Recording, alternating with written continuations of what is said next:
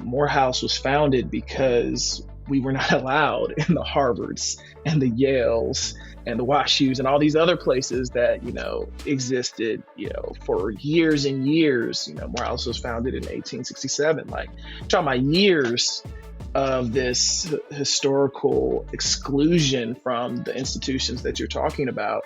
You have to have something else that allows you to feel like, despite the fact that I'm being excluded, I deserve to be in this room. And that comes, with a lot of history and sort of culture and sort of internal support and community and drive. And yes, that idea that, all right, if I make it through, then for damn sure you're going to be able to make it through, because if we don't do it that way, then we're going to all get lost.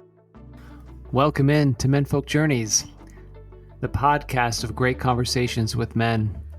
I'm your host, Chris Foster, and we're going to explore how we wear this beautiful and confusing mantle of manhood in the 21st century. Look, I get it. In public life, a lot of men are knuckleheads.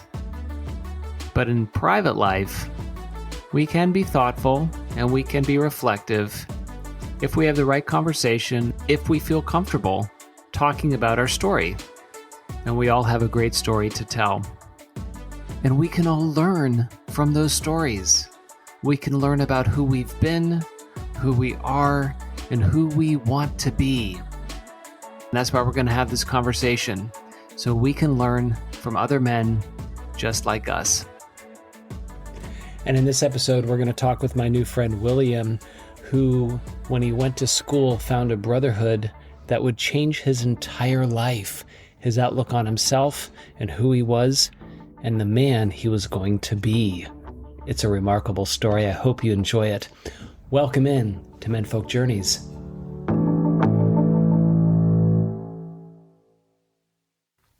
Hey folks, this is Chris, and I wanted to let you know that you can support this episode. If you love these conversations and get something out of them, you can support the show by helping me with the platform fees and technologies that make this show happen. Simply go to buymeacoffee.com/menfolkjourneys. Look, I know it's a long URL, but it works. buymeacoffee.com/menfolkjourneys. Just like it sounds. You can donate $1, $5, $3, $10, whatever. You can even make it monthly. And all proceeds go to support the technologies I use to make this show happen. Thank you so much, and enjoy the episode. Well, all right, William Lawrence, welcome in. Oh, thank you. So happy to be here, Chris. Oh, so glad you're here. Tell us a bit about yourself. My name is William Lawrence. I am 38 years old. I am originally from Macon, Georgia, currently based in Washington, D.C., and my main profession is being a lawyer in intellectual property litigation and advertising litigation. Fantastic. All right. So you grew up in Macon, you're in D.C., but it's kind of like I was born in Macon, like this is like a small town, Macon, Georgia. Now I've never been there. Fair enough. Yeah. But tell me about your origin story, because I think it's pretty interesting to think about where you were and where you are, and then of course there's a journey that takes you from there to here. But all journeys begin with an origin. So tell us about that growing up period. No, I grew up in what I would consider not a small town. I call it a small city. It's actually one of the larger cities in Georgia behind Atlanta and Augusta and maybe Savannah. But in terms of the places that I've been now in my life, it seems very small. And the things that I've experienced since then, I feel like I would have never gotten a chance to experience if I'd kind of gotten out of that context. But both my parents were from the South. My dad was from Chattanooga, Tennessee, Lookout Mountain. My mom was from Augusta, Georgia. They stayed pretty close to home their entire lives. My dad was a Baptist preacher, so we grew up very religious. My mother was a nurse at the local medical center. Nobody in my family had really ever, at that point, been educated, I guess, beyond sort of maybe a master's degree or something like that, but nobody had been in the legal profession or anything like that. My dad later went on to get his doctorate and that kind of thing. But, there wasn't a whole lot of path for me in terms of, I want to be a lawyer. This is kind of what you do. This is where you go. But, I grew up and my mother loved watching Law and Order.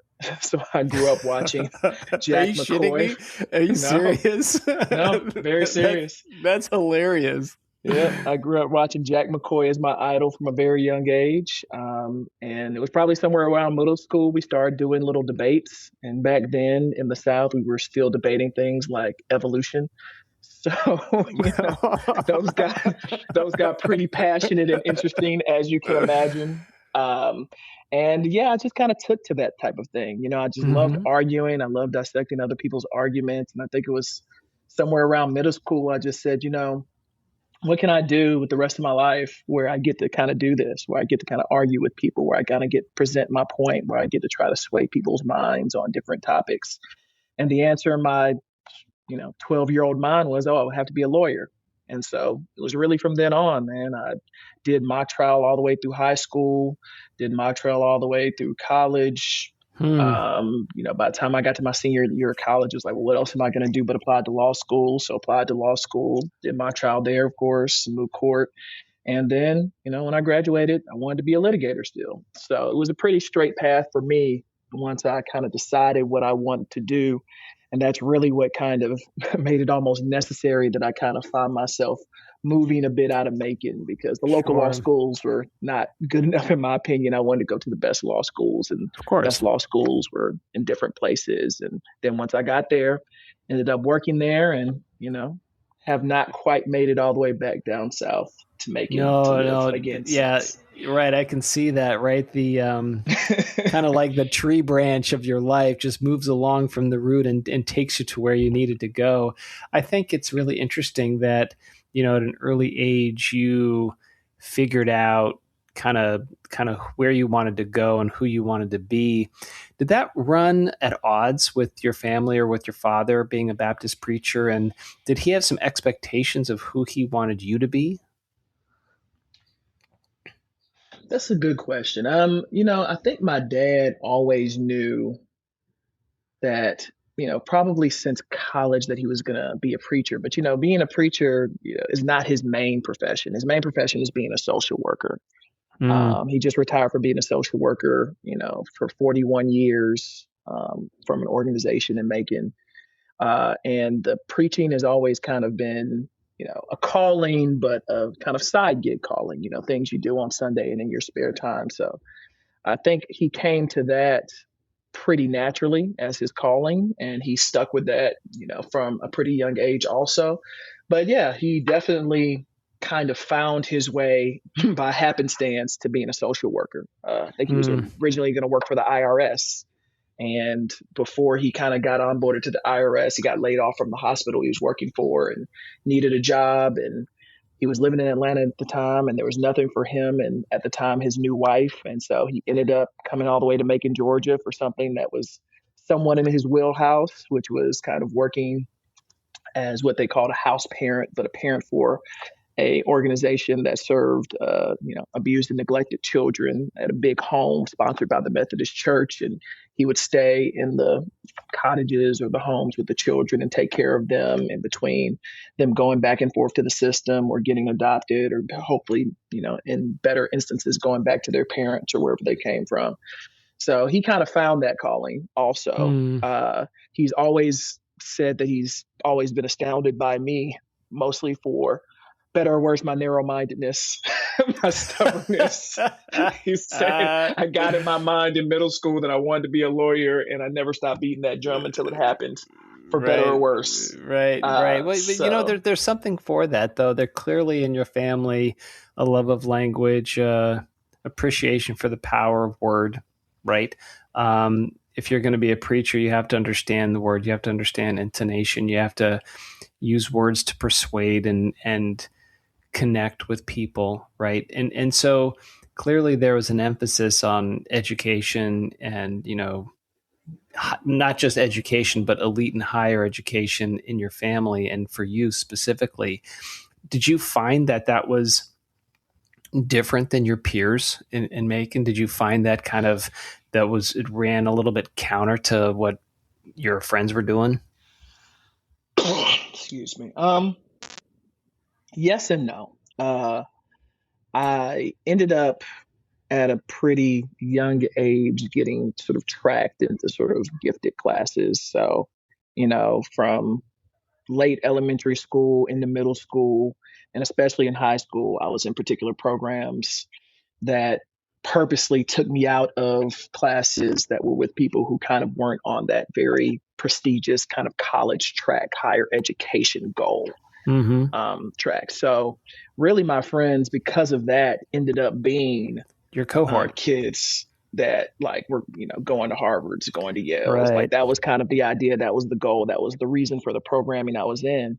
But what that did end up meaning is, as a young Black male, a lot of the people that I was in these cohorts with just didn't look like me. I Mm. kind of got taken away from people who were sort of in what was otherwise a very strong culture. Like I said, my dad was a Baptist pastor. So, we went down a dirt road to church every Sunday he ministered to, sort of country folk in like Hawkinsville, Georgia. So like I had a lot of that classic Southern Baptist upbringing. But when I went to school, I was in school with a lot of kids who didn't look like me, which, was difficult because I always, of course, wanted to find people who, I identified with from a cultural Sure. standpoint. And I felt like it was more difficult to do that in high school, just simply because of where I physically sat relative to sort of kids that were like me. So, Yeah, no, that I was get different.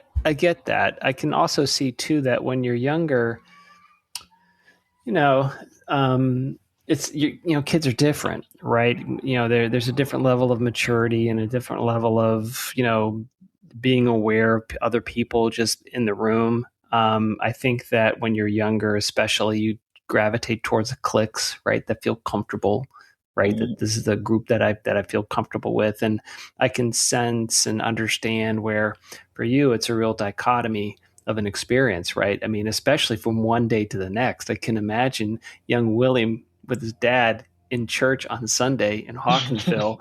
And then on Monday morning, he's like in school with all these other dudes. He's like, oh my God, this is like a 24-hour juxtaposition change of where I was yesterday to where I am now. Yeah. Um, but it's interesting because, as kids, we adapt and we assimilate, right? We move in and we get used to rhythm, and especially when your eyes were on your own prize of where you wanted to go. Do you still keep in touch with the kids you went to high school with, or are they gone? Mm, yes, I do. I mean, some of the kids I went to high school with did end up kind of, matriculating on in similar schools. So, like, some of the kids who I may not have been in class with end up going to a historically black college and university. So I end up kind of Okay, connecting with them sure. a little bit later. Some friends that I made, even in sort of the gifted classes that I got close to, and I did drama and that kind of thing. I was sort of Mm. very into that, so I kept up with those kids. So I still have friends from high school, and in fact, my 20-year high school reunion is coming up. So I'm That's actually pretty going to cool. get to reconnect with some people, and a lot of those people stayed in Macon. There are Sure. a lot of people who are hometown people. So some people I go back and they're still there, and I get to see them when I go home and visit. That's So I interesting. still have That's those actually friends. really cool that you get to see them again. I also think it's interesting too that early on, you know institutionally we create these tracks for our kids, right? We create this track. This track's going here, college bound. This track is going to go to trades. This, and it's funny how I was talking to a guy who said so oftentimes these tracks are laid down by other people, and and you go on the track that's laid down for you, right? And it's instead of making your own track, or you have to work really hard to take a different track to move the track right to where you Mhm. want to go. um, so I think that's interesting that your track started so early, William. Like in your mind, your track started early, and so you kept on that track, moving, and then the natural consequences, the social cohort that you were with, the choices that you would end up making. Right, you're with a bunch of academics, and maybe they all do drama. So yeah, I'm going to do drama too. Also, I'm sure you liked it, right? There's a Mhm. performative piece of it. You got swept up by Law and Order. That made a lot of sense, right? And so it's an interesting thing where you start compiling these. All of us do, right? We compile these things that create our identity based on those choices at an early age. So you chose to go to an HBCU, yeah, Morehouse. Yeah, that's right. So tell me about that choice. Why that? Why was that so important to you? It's in retrospect, I call it a choice. At the time, it didn't feel as much like a choice. So uh, when I was coming out of my senior year of high school, I mean, I got into like 13 schools, and I had my heart set on going to Princeton. It was the number one school that year. It seemed like the culmination of this track I was on, right? Like I've been in Mm-hmm. this fancy program, all of high school, gotten all the high scores, gotten the high scores with the SATs. It's like, okay, well, then I must go to the best school I can get into. And I think that was probably one of the first real adult conversations I had with my dad. I mean, we lived in Macon, Georgia. And I think for Macon, Georgia, I felt like we were well off. It's like we had everything we wanted. We didn't want for anything. And so when it came down to, the price for school and all the numbers came out, my dad, I think it came out to like $27,000, $28,000 a year out of pocket that we would have to pay. And my Mm-hmm. dad just looked at me frankly. He's like, I mean, you could take out loans for that and you could go, but we, as a family would not be able to do very much for paying for that. And because you're going to be in New Jersey, because it's so far, like we can also do less from you day to day, just from a practical standpoint. If something Sure. happens, like getting up there consistently, you getting back all the time, just where we are as a family. And I had a little sister too, so she was still coming up. And so it's like, just as a family, like you would kind of be a little bit out there on your own. And at the time, I'd also gotten a full scholarship to Morehouse. Mm. And coincidentally, and I'm hoping this didn't put a serious finger on the scale, my father also went to Morehouse. So it was like Sure. a Okay. family, There's a little legacy some action. legacy there. And he really wanted me to go to Morehouse kind of anyway. Then to him, it seemed like, kismet, manna from heaven, that I got a full scholarship, so it would be free.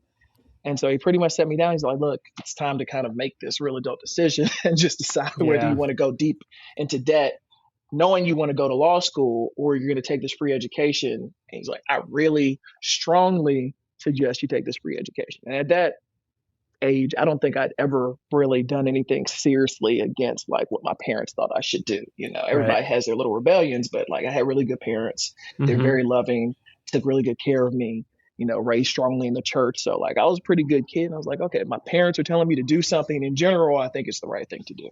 Mm-hmm. So I took my dad's advice above, I think at that point would have been my own personal objections, and ended up going to Morehouse, which ended up being probably the best decision I Yeah. ever made Of in course. retrospect. In retrospect, yeah, In retrospect. good for Pop for helping you and guiding you on that choice. As a third party person we went out to dinner one night with some work stuff, but we've known each other in depth for maybe 16 minutes.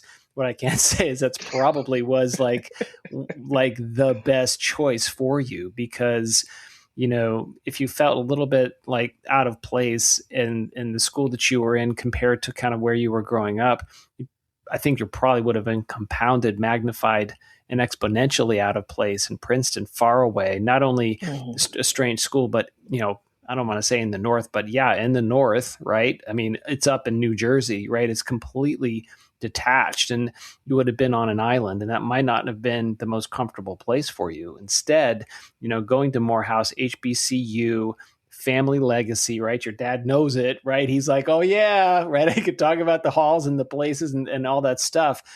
It seems to me that really was a brilliant, life-changing decision for you that might have shaped the rest of your life.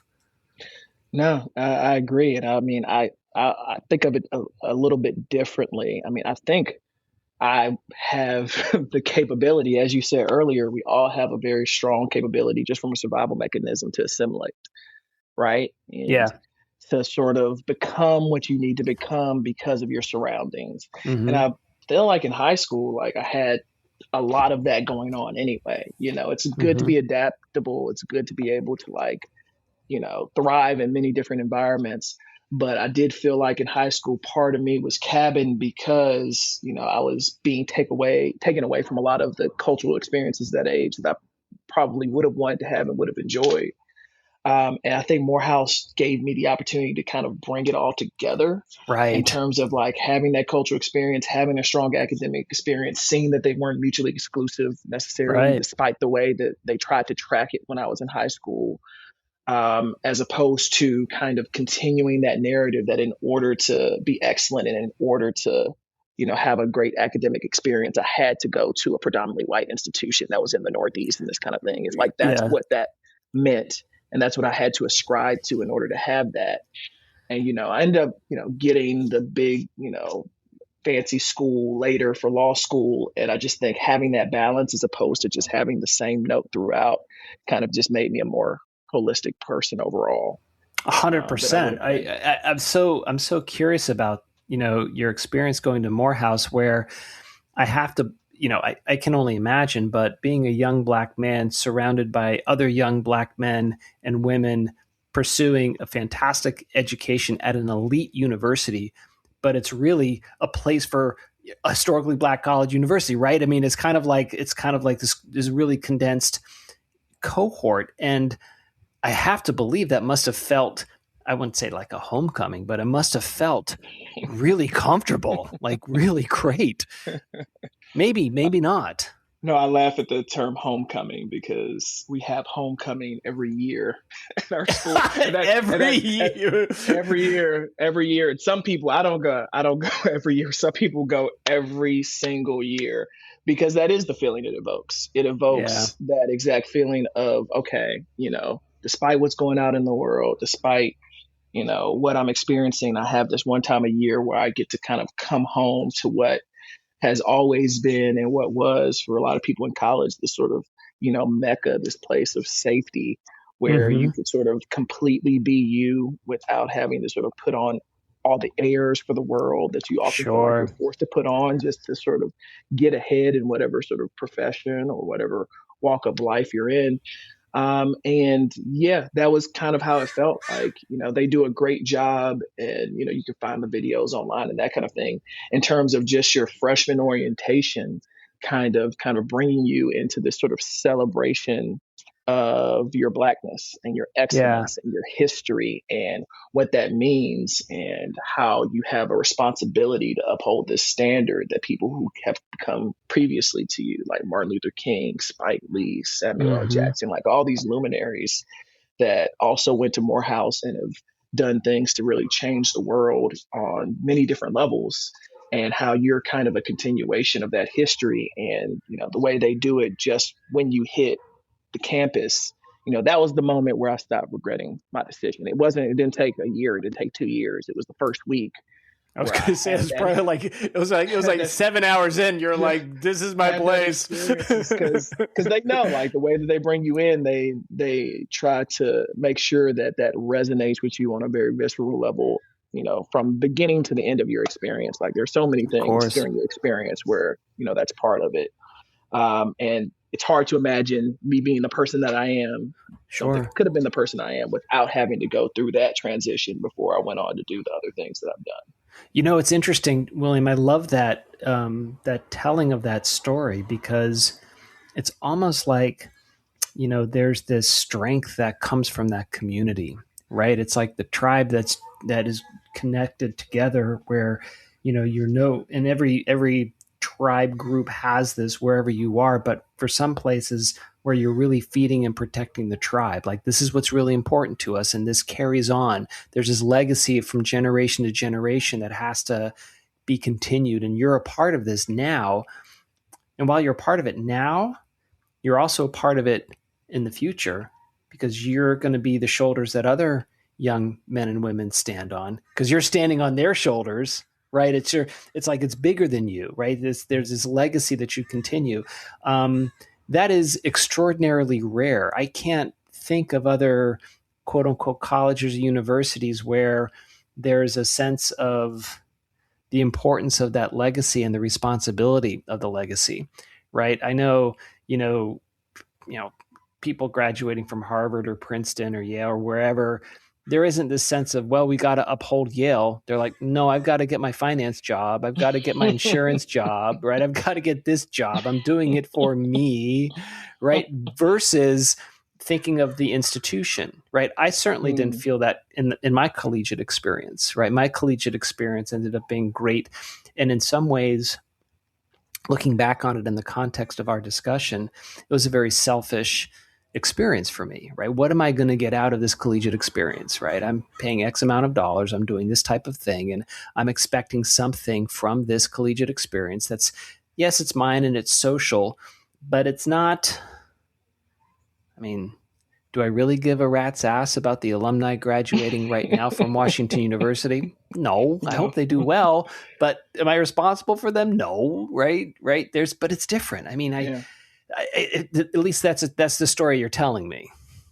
Yeah, I mean, I think there are myriad reasons for that. I mean, I think the most logistical and economic reason is simply that when you are at a dearth of resources in comparison to institutions that are potentially against you, and also other institutions that you are competing with that have these like storied histories, and you're trying to play in the same playing field, the intangibles become way more important. Yeah. You're graduating from Harvard and Yale. You don't really have to have this a spirited corpse, this sense of community. Right. You graduate from Harvard and Yale. Like, it's kind of right. like, oh, you've been given, this $1 billion endowment, all of the resources you could possibly want. Like, the best professors in the entire world are there. Anybody who sees your pedigree is going to immediately say, oh my goodness, I have to have you. When you have those sorts of advantages, it becomes, I think, less important to have that sense of community and have that internal sense of sort of drive to, remind yourself that, even though you're not, this particular institution or that particular institution, that there is something unique and something special about you that makes and defines you apart from everybody else. It's going to allow you to compete in those same circles. So I think it's important from that perspective, but also just the history of the institution. I mean, Morehouse was founded because we were not allowed in the Harvards and the Yales and the WashUs and all these other places that existed, for years and years. Morehouse was founded in 1867. Like, talking about years of this historical exclusion from the institutions that you're talking about. You have to have something else that allows you to feel like, despite the fact that I'm being excluded, I deserve to be in this room. And that comes, with a lot of history and sort of culture and sort of internal support and community and drive. And yes, that idea that, all right, if I make it through, then for damn sure you're going to be able to make it through, because if we don't do it that way, then we're going to all get lost. We're all going to get left behind. The only thing that's been keeping this going for, 100 plus years is like people like just making it, just breaking through that ceiling. And then once they break through, it's like, okay, like let's get some other people up here, because it feeds on itself. Sure, right? Of course. There's not the same need to kind of have that when you are in the position of, people who've been able to go to the Harvards and the Yales and all this kind of stuff. 100%. You can be more selfish because, you kind of are already there, and you have the presumption, whether it be because of the institutions you were allowed into or just because of your skin color, that you are capable and able and preferred for particular positions and particular professions. Which also makes it okay to kind of be a little bit selfish, because you kind of know, somebody's going to let me in the door anyway. I don't have to have this connectivity. I don't have to have this chain. I don't have to have this intentionality about it. Like, it's kind of a given. We'll be right back.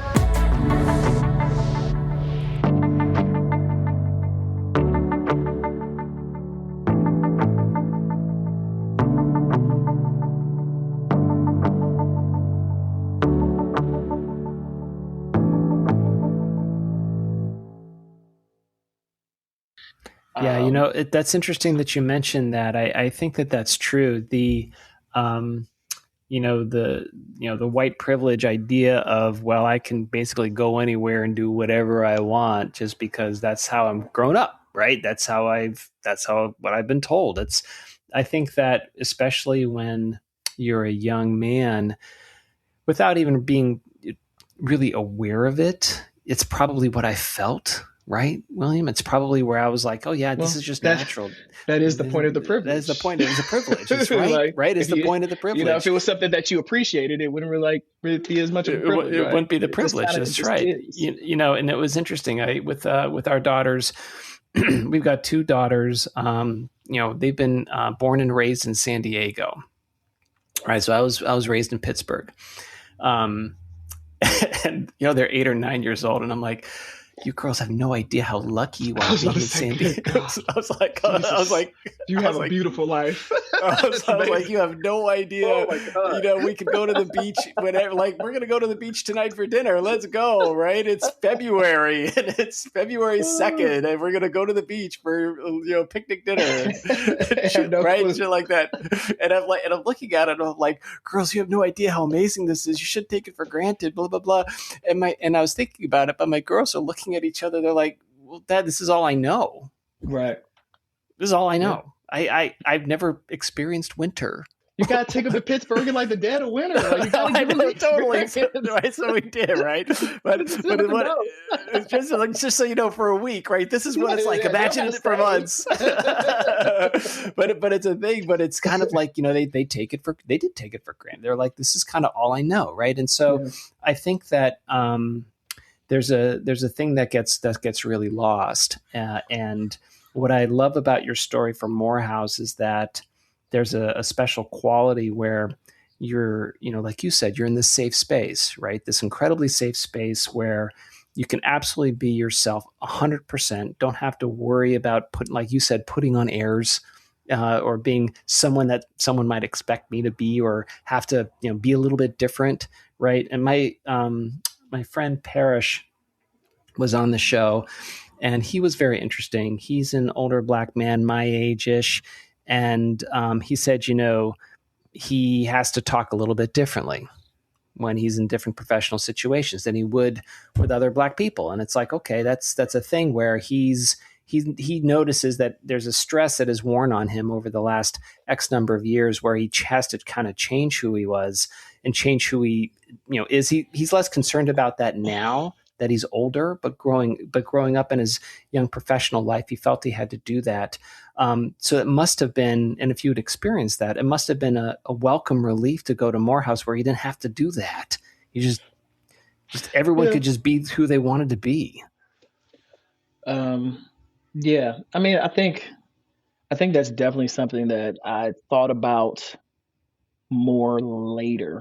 I mean, I was, because when you're young and you're in high school, I think it's less of what you would think of as the code switching, like, oh, I need to be this way in order to get this opportunity or be in this profession, and Uh-huh. more of the like, you kind of get subsumed in the environment that you're always in. It's kind of like, well, I'm always with these people. This is how these people talk. This is what they talk about. These are the things they're interested in. And it's kind of one of those things like, well, do I want to be the outlier and like not being interested in those things and not, kind of, and it's just, it's almost like you don't even think about it, because it's kind of like, well, I'm literally with these people 5 days a week for most of my Right. time. 5 And when days you're a with week, and you're still in the office at 7:30 at night. it's like when that is the case, and I'm thinking more about just high school. When that's the In case, high it's school, like yeah. it's more like, okay, well, this is just my environment now, and you're a product of your environment, and it's kind of hard to escape that unless you're thinking about it purposely. And I don't think I was thinking about it as purposely when I was in high school, as I did once I kind of had the Morehouse experience and saw like it could be different. Like Right. this is not how it just is. For Right. people who are smart and people who are in gifted classes and people who want to achieve these things, this is not just how it is. It can be both, and you can have sort of a richer cultural life and still like want to do these things.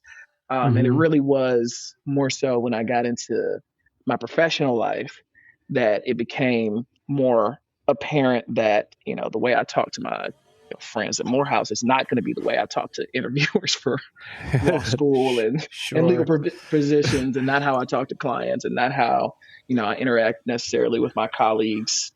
But I think that it gets sometimes overemphasized in the kind of Black community, that idea, because I just think that everybody does it to some extent or the other. Like the Sure. way the white frat boy talks to his white frat friends, when It's they're different out than he's going drinking. to talk. Yeah, is It's his different than he boss when he talk in a gets to the job interview. office. It's Yeah, different when he's going to talk to the way that you, I'm sure, talk to your friends when you're talking casually is different than you're doing your podcast. Like it just is a thing that people understand, successful people understand, that you have to somewhat read the room and adapt to your environment. And it would make very little sense for me to present an opening argument or an argument in arbitration or do a cross examination in the same way I would ask my buddy how his weekend is, or, tell a story about some girl I met. Like, of it's course. just, of course, I'm going to bring a level of Yeah, professionalism that I would expect from someone of like my caliber in this profession. of course. But I You think it know, gets emphasized because of like there's a stronger juxtaposition between what people think in terms of how Black people interact culturally versus like what is the cultural norm. That this is like more of a thing, but I think it's mhm. really just a thing from everybody. It's just a question of what you're switching from, whether you're switching at all. No, I think that's insightful, William. And it's funny because Parrish and I talked about just that thing where, there's, I'm not going to say it's by degrees, but we had that conversation where everyone does it a little bit. So in Pittsburgh, for example, I'm going to maybe speak a little bit differently with, folks in Pittsburgh, especially in rural Pennsylvania, than I would with my folks here in San Diego, right? So that they feel comfortable, right? So I'm not coming in with, where they think I'm a total a-hole from the West Coast, right? That, right. That I get them, right? To, like you said, to read the room. And what's interesting though is that for that pocket of time though in Morehouse, it solidified you as a kind of that identity. And what I thought was so interesting in your, I thought it was really interesting in your conversation guide when you had set that up. You said, you really could be around other smart, fun, cool Black guys, right? Like that was something that suddenly you were like, this is a complete picture of a better complete picture of me. I can be all these things. And all my buddies are all these things too, right? We're all these things. And there's this pocket of space where you create this real fraternity and this real fellowship with other folks. And that I'm sure that fraternity for you in Morehouse was a vital part of the rest of your whole life now and your whole adulthood. Yeah. I mean, I think that's exactly right. I mean, it started when I got there. And then, once I got there and got comfortable with like, okay, I'm starting to see more of who who I am, what my actual identity is, left to my own devices, and what I want it to be, and who I want to be as a person. And it's, different from how I was in high school, but not necessarily the same as some other people that I'm seeing here. And that was when I think I just started to think more thoughtfully about like, okay, who do I see around who I feel like that's who I kind of want to be around, as they say, Mm-hmm. birds of a feather flock together. You are who your friends are. And so I kind of started thinking like, okay, who are the people that like I admire, who are kind of on the right track, who, are doing well socially and doing well academically and kind of have aspirations for being successful in life and actually making moves on that. Like, what's that group of people? And that's what sort of made me begin to look into the fraternity scene. We have a long history in our community, of course, of Greek fraternities, and there are a lot of different stereotypes, for better or worse, that go with all of them, and a lot of fun cultural aspects to all of them, and everybody. A lot of people at a certain point in their college life want to align themselves with one or the other, in a fun way. It's all in good Sure. fun, but and so I just like that group of people for me was like Alpha Phi Alpha Fraternity Incorporated. I was like, oh, these guys, like they had the valedictorians, they had the salutatorians, they were doing all the good community service, they were throwing the best parties. They just seemed to have like a very holistic vibe about how they wanted to live life, both from having a great time and being great, cool guys, but also like being very on top of the things that they want to achieve in life. And so, yeah, that's how I ended up deciding to join a fraternity. And it did change my life because, it's probably my best friends that I have still come one way or the other from like that fraternity, whether they were my line brothers, whether, I became friends with them before and they kind of encouraged me to get into it, or whether I've met them since then. I've just found that that has always led to like a lot of, great connections, because it's just easier oftentimes when someone has like stated and written and sweated and toiled for like the same types of ideals. Oftentimes you find common ground, and it's a little bit easier. And 100%. found that to be true. Yeah, and what I think is interesting about this is the shaping the man that you want to be is so oftentimes shaped by the people you're with and the people you admire, right? And so, but they, William, are also shaped by you, right? Mhm. They're looking at you and they're like, oh, he's the cat I want to be with too, right? This is the guy I want to be with. So they're shaped by you as well. It's not unidirectional. It's bidirectional and omnidirectional, right? Everyone is shaping each other. And that the good news about that is that if it's the right group where it's a group that really wants everyone to be the best version of themselves and themselves included, right? Then that it hopefully makes everybody around them better, right? In some way or another. Mhm. You keep each other accountable. You set some standards that you want to meet. And whether that's formalized or informalized within what you talk about, it's lived, right? I mean, every day you're living with these guys and you're seeing what they're doing and they're holding to a standard. So you hold to a standard. So they look at you, they're like, holy fuck, William's really got that standard. I better level up too. Right. And so everyone's kind of pushing each other up. I think that's beautiful. I think that also, especially for men, I think that that's not happening enough. I think that there are a lot of, stereotypical Greek fraternities that do the opposite. They bring everybody down a level. They Yeah. coarsen the culture. They're maybe more misogynistic, or they, treat a woman badly, and that becomes a badge of honor. So then suddenly, instead of lifting everybody up, they're pulling everybody down. It's a lot easier to do that. So I think Mhm. that in the right situations, the fraternity can be a beautiful thing for a young man, because we rarely have these passages, like a passage through to manhood that are formalized culturally. And you look for these places maybe where, for you, for example, you went through a passage of manhood, like that whole experience was, you can't. I mean, it sounds like a cliche, but they call them cliches for a reason. You came into Morehouse as a young boy and you left Morehouse as a young man, and Yeah. that's a really different thing. I mean, and that's that's just so funny. Like, we call ourselves different things. Like when you come in, you're supposed to be a man of Morehouse. Like when you leave, you're supposed to be a Morehouse man. So it's sort of like it puts the sort of emphasis Ah, on sort of what you have become and that transformative aspect. And I think you're right. I think we've lost a lot of those rites of passage as like formal parts of our culture. And I think that is the other thing that kind of Morehouse tries to bring back. There's so many things, some of them corny, some of them cliche, as you said, where they try to kind of create this idea that, like, yes, this is supposed to be a transformative experience. You are supposed to be better, and you are supposed to be different, and you are supposed to be improved as a result of this matriculation. And they like to put in, markers everywhere for that.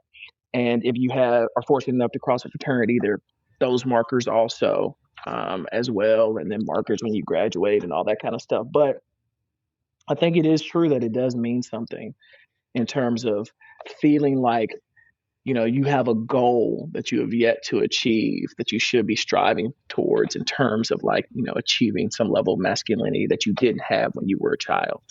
right. I think that's important. And I also think what you said about men having strong groups of men is important. Like whether it's a fraternity, the fraternity was kind of my initiation to this idea.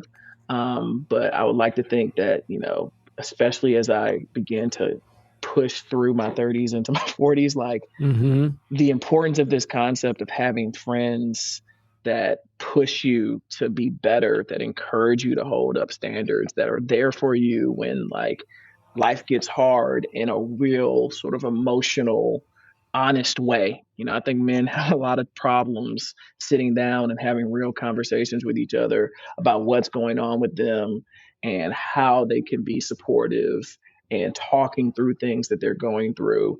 And I think I've been lucky enough to develop like real relationships with, the people that I keep close to me, where we make a habit of that, of Mm, making sure that we're trying to create those supports, and to your point, making each other better, being competitive. Like, we're in like workout groups, and we're pushing each other, and we're trying to like, make sure we're staying healthy, and we're kind of keeping tabs on each other's careers and seeing what we're doing in life, and helping each other through hard times in relationships. Like all those things, I think are what men groups should be about.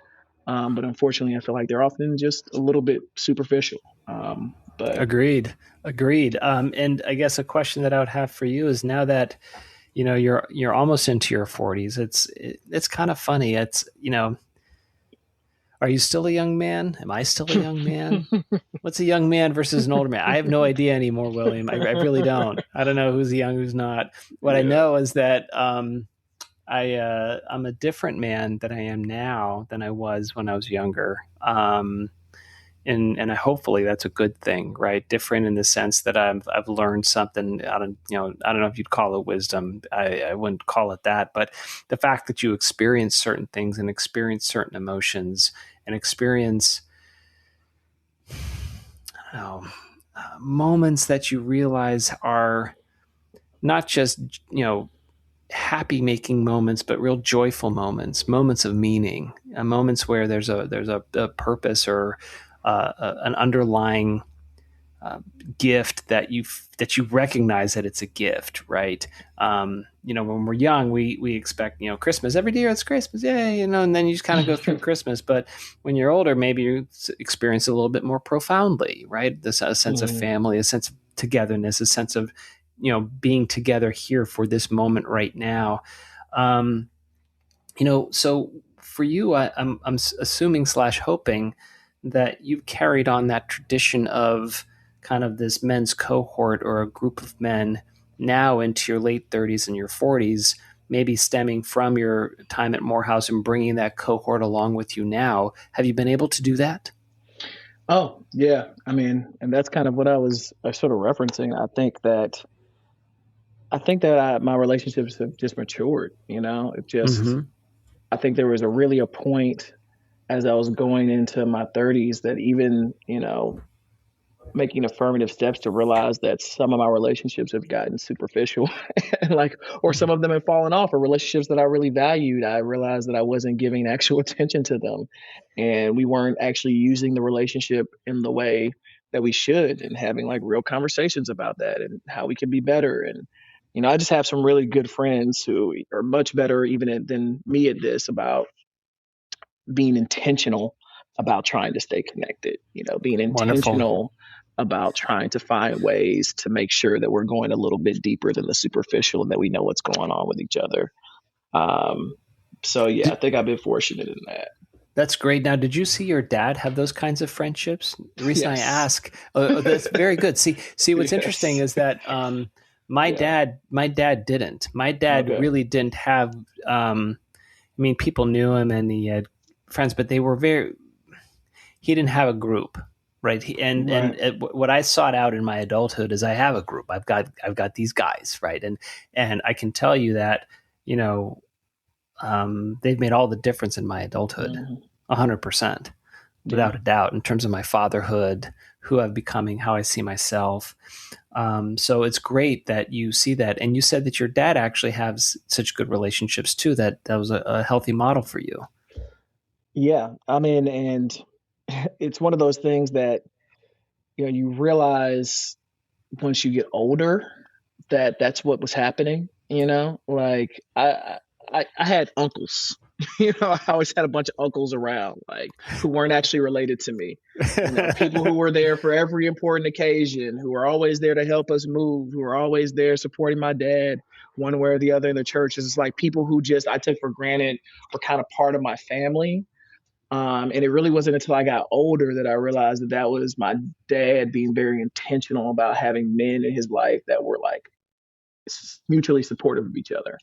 Wonderful. And I found that out when I got old enough to sort of, like we said, those rites of passage, one of the rites of passage is you go sit by the fire with the men and, they out there smoking cigars. And when you were young, they wouldn't let you out there. But now you're old enough, you get to go out there. And have That's whiskey, right.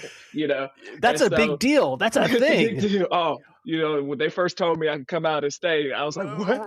I can Yeah, stay? no, you're looking around, you're like, what, me? Like, really? I can do this now? That's awesome. I tried to be quiet so they wouldn't kick me out. Like, yeah. And so, once I got kind of invited, I started listening to them and the things they would talk about. And then I started going through real adult hard times that like they could give me advice on, and they started giving me advice. And I realized what they're doing out there is exactly that. They're having this moment where they're talking about their issues and they're supporting each other and they're like connecting deeply. And I'm thinking they're just out there smoking cigars and drinking, but they're helping each other through life out there.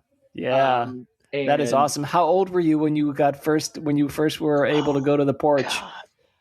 I think it was probably when I graduated law school. Like it was like a joke before then, like, oh yeah, like, you're 19. Okay, you come out, sit with us a little bit, but it probably wasn't until I was about 23, 24. And I was kind of like, in law school, about to start my profession was the first time. It was no question I could sit out there and I could talk and feel okay. Right. But it wasn't like I was 18 and they were like, come on out. It was when I got older. And especially once I, start thinking about getting married and doing all these, serious adult moves, it was much more important, I think, for them to also have me out there because they want to know, hey, all right, so what's really going on? What you doing? Like, That's how you right. thinking about this? Because it was time to give me that real adult wisdom versus before, when I was just in college, I wasn't really ready for that or needed to have those conversations necessarily. So, I think that's so beautiful, William. I look at this kind of this storyline where, in college, you've got a cohort of peers that are your age and you're all going through the same bullshit your age, right? And you're 20-year-old and you're 20 years old. You guys are having these conversations. They're just about different things, right? I mean, you're talking about the things you should be talking about. Does this girl like me? She looked at me this way. What does that mean? Right. And you're kind of, what'd she say? She said that. What does that mean? Right. And you're kind of going through and like, shit, I got up a big paper. I've got to write. And you got all this stuff. What am I going to do in 5 years? Right. Where am I going to write all this stuff that you're going through? And then, as you get older, being a part of that tradition, which I think is so great, is that there's this picture you framed in my head about this generational, these other rites of passage, right? You went through a rite of passage going through Morehouse. Then this is a rite of passage being able to sit on the porch with all the fellas, right? That in and of itself is a rite of passage where you're there and it's kind of this marker of adulthood and being an adult man. And then at some point down the road, you're going to be that guy smoking a cigar, drinking whiskey, and there's going to be a 23-year-old, and you're like, hey, come on out. He's going to be like, what, Uncle William, really? And he's like, yeah, come on out, right? And he comes out, pull up a chair, and you pass. So I hear. So talk to me about this girl. Right. So it's kind of this thing where it passes on, and I think that's so beautiful, and I can tell you, I think it's rare. I think it's rare that you can have this community that can pull, folks through these time periods. I think that, I think one of the reasons why, they say, oh, men are so lost or young men are so lost or blah, blah, blah. I don't, you can throw all the statistics you want. It's a cultural thing people talk about. The act of having a place to go to talk, like just to talk, is such an important thing, because then you learn how to talk, you learn how to be vulnerable, right? You learn how to expose fears, uncertainties, and doubts in a way that, doesn't make you feel ashamed or bashful. If you do feel ashamed or bashful, you get this hand on your shoulder and say, it's okay to be ashamed or bashful. We all are at some point, right? And Yeah. that allows that person to kind of reveal some of these things, because I guarantee you, we don't talk with men the way we talk with women. I guarantee. No. No, I guarantee No. you, right? No, no, we don't. No. And We you can't. don't.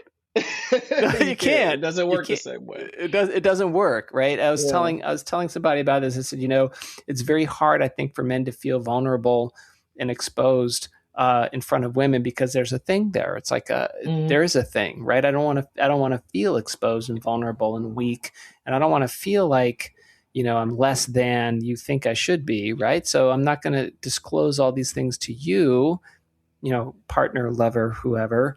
I'm going to disclose the things to my buddies because I know it's safer ground, And so I think that when you don't have that outlet, I think that it's really hard for men to get through the days and the years, right? It gets bottled up and they get distorted. They get in their own heads. So I think it's wonderful that as you got older, you saw and recognized the importance of carrying that cohort, right? That support that group of fellas with you as you got older. Yeah. It's wonderful.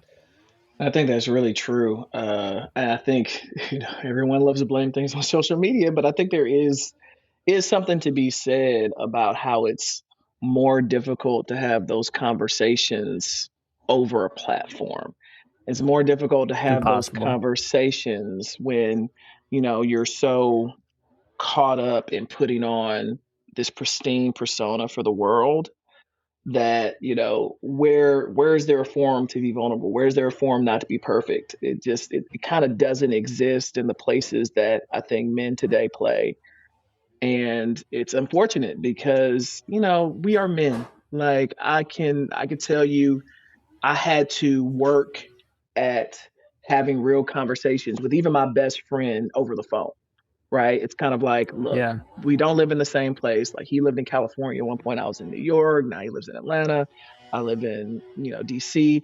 Like we just don't have the opportunity to sit down with each other by the fire organically and have these conversations. Same with my dad sometimes. So like, I had to teach myself, we had to learn how to make ourselves talk about real things over the phone because in reality, men usually reveal what's going on with them when they sit down together, have that drink or two, and finally it's kind of like, Right. bro, like this has been going on with me. It's just Right. I haven't been able, I haven't really talked about like that's when it usually comes out.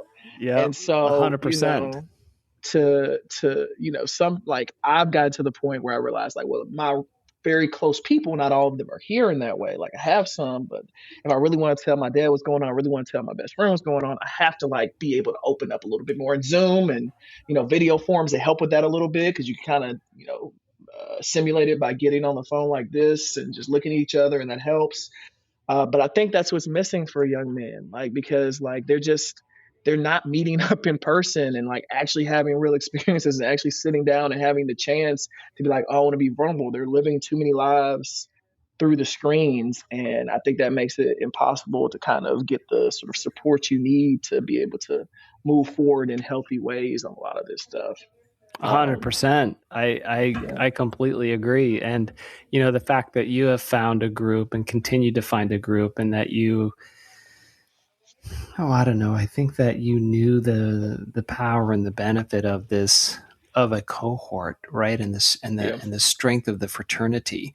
It's a really interesting, it's an interesting through line for you, where the fraternity um, that you met and fell into at Morehouse suddenly became kind of the way you live. And you said, this fraternity is so important. I need a fraternity through my adulthood, right? Whatever that is, formalized or not. yeah, But this, I think, makes you a stronger person. I think it makes you a more whole person. Um, I think I think that's beautiful. Now, is your dad, are your mom and dad still alive? Can I ask? my dad is still alive. My mom passed away a while ago. Oh, well, I'm sorry for your loss. Mhm. Is with your dad, how often do you talk with him? I try to talk to him once or twice a week. He is retired now, and before that, he's busy and I'm busy. So oftentimes one or either of us will call and be like, "Where you been?" It's been like 2 weeks. Like what's going on? But yeah, I try to do that, and we see each other a good amount. Like I go home, 4 or 5 times a year That's great. to make sure. Like we have big Fourth of July celebrations, and that kind of thing. He'll come up here. We always meet up for Thanksgiving.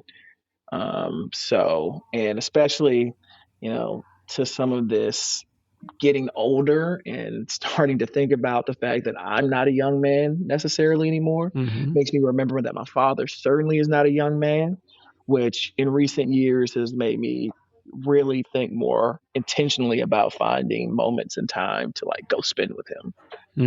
So I'd say it's definitely kind of increased over the last few years. But yeah, that's great. Important. That's great. Well, William, I think you're marvelous. I really enjoyed our conversation. I appreciate you inviting me. This was actually great. I'd never done anything like this before, but this was a good talk. I feel like these issues are important. They are important. It makes me want to, go out to DC next time I'm out there and go out and we'll have a little old fashioned and do some jawing and just talk. Yeah. I'm here. You know where I am. And you're in San Diego. I love coming to San Diego. And I really do. I like San Diego. I'm sure you do. Everybody does. Everybody does. I can tell you that. That's true. So I've got one final question for you. I ask all my guests, who is someone that you know that I don't know, but that I should know? Ooh. It would be great to introduce you to my best friend, David. He is also a graduate of Morehouse, and we are currently working right now together. One of the ways we stay close is we work together on things. Working together right now in a nonprofit called Build Up, of which he is CEO. He's pretty much devoted his professional life to building schools for underprivileged children. This program is no different. He's building schools across Alabama and in Texas that kind of, to a little something you alluded to earlier that maybe is to the left of the topic, is, tracking kids in the right way. So putting this idea that it's very important to have a trade track in schools in a real way these days. 100%. And, so we train kids intentionally in sort of construction, cosmology, automotive repair, all these things, set them up with internships, set them up with a pathway to actual jobs, set them up with a pathway to home ownership, kind of all in this one program that we work through various high schools so far in Birmingham and in Texas. So he's that guy. He runs that program. And that's awesome. I will say a lot of me staying on track and supported and of the right mindset definitely comes from that relationship and making sure that I'm being we're being intentional about supporting each other through the different phases of life. That's wonderful. So yeah, I think you'd be a good person to talk to. I'd love to have a conversation with David. That's fantastic. And it is interesting that there's been such a push. There was such a push for so many decades of, you've got to go to college. You got to go to college. The wealth gap, college. Yeah. And now the studies that they've shown is that, the wealth gap is really narrowed, right? That if you go into the trades and you start in the trades and you get into a good apprenticeship program, you can actually start your professional plumbing career, or HVAC career, GC career, roofing career, and you're 22, 23, suddenly you own your own business at 26. You have no college debt, and you're looking around and you're well ahead of someone who is saddled with $80,000 of college debt and working in a Starbucks because AI replaced their comp sci job, right? I mean, right? Yeah. There's a different pendulum swing, I think, that's happening. So I would love to talk to David and learn what he's doing. That's a wonderful outreach. All right, sounds good. All righty, sir. Well, you're my friend, and it was wonderful spending time with you. Next time you're in San Diego, we'll definitely have that drink. And next time I'm in DC, I'll hook you up and we'll meet up. Okay, sounds good. Thanks for talking to me, Chris. Thank you. Take care. Have a great night. All right, you too. Bye.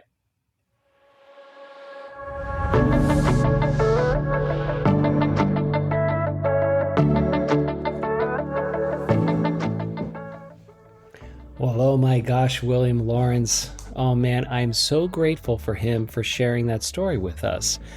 It's not often that you get somebody who would be willing to kind of reveal those important memories, those important feelings, those stories about being with the old guys on the porch, the stories about meeting a cohort, meeting a group of people who would help him define who he was. I thought it was a beautiful conversation. So what did I learn from William? I learned that as you go through life, if you find these people that you want to emulate and be with and share a life with, that they feed off of you, you feed off of them, and suddenly all of you are becoming better. What I learned from William is that a cohort, a brotherhood, can make all the difference in your whole life and how you see yourself and how you define yourself, the words that you use to describe who you are. And you look around your friends and you're like, well, they're doing really good stuff. I want to do good stuff. And they look at you and they say the same thing. So everybody uplifts each other. I think that's beautiful. Do you have a cohort? Do you have a group of friends that help you become a better version of yourself?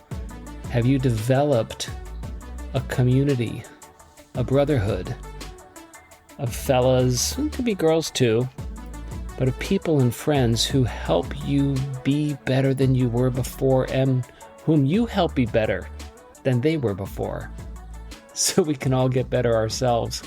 That's why we have this podcast, right? To develop that kind of cohort too. Well, I hope you enjoyed the episode. I hope you enjoy the podcast. And become a guest. Visit menfolkjourneys.com.